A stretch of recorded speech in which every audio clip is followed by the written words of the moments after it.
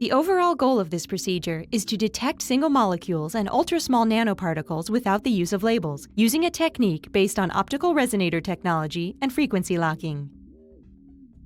This method can help answer key questions in biochemical fields such as protein folding and binding kinetics. The main advantage of this technique is that the target molecule does not need to be labeled in order to detect it.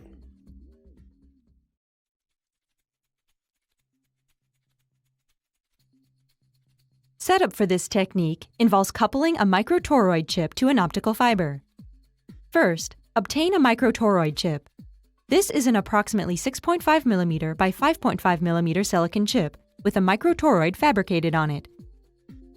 As in this image, the microtoroid has a major diameter of 80 to 100 micrometers and a minor diameter of 2 micrometers.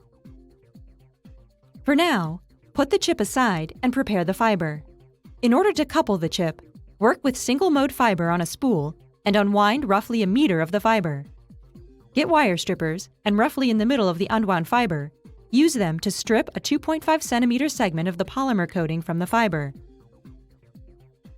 This stripped region is the coupling region of the fiber. After stripping the fiber, use a lint-free wipe and isopropanol alcohol to clean the stripped region. Next, use a fiber holder with magnetic clamps to hold the cleaned portion in place. For the next step, have stepper motors arranged to pull the fiber in opposite directions.